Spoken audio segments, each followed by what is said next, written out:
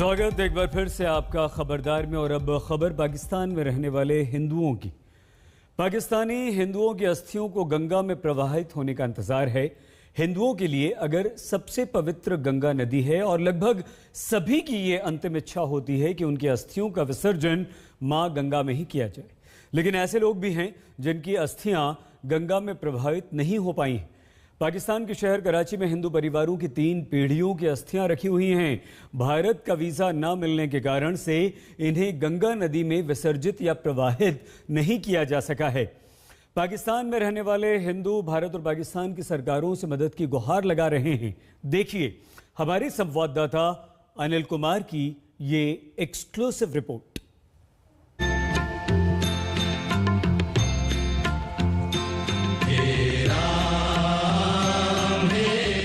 मान्यता भी है और अटूट विश्वास भी। गंगा में अस्थियों के विसर्जन के बाद मोक्ष मिलता है। अस्थियां गंगा में विसर्जित होती हैं तो आत्मा को शांति मिलती है।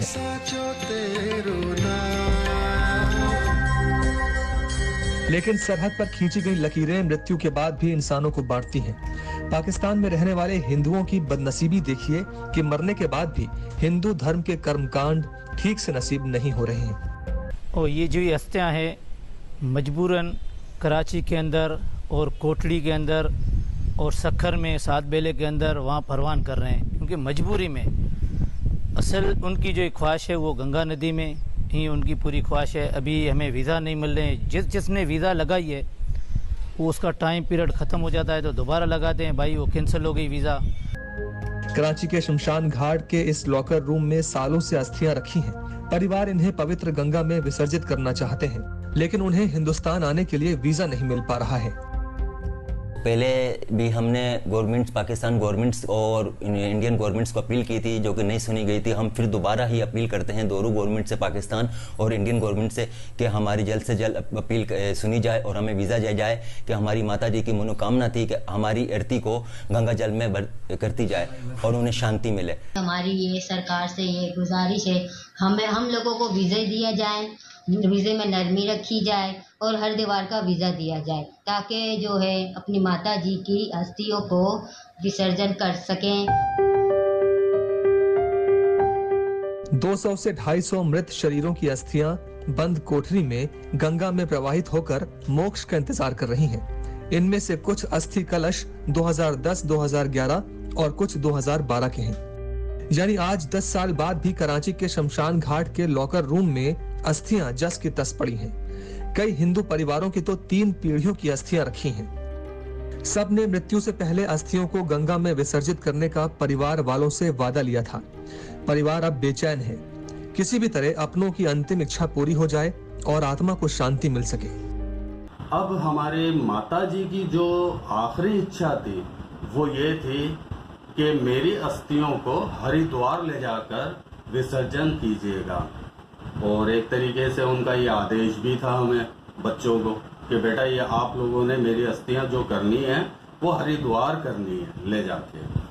अब वीज़ा फॉर्म में जो ऑप्शन है रिस्पॉन्सर का, अब वो हम हरिद्वार में कहाँ से लेकर आएँ?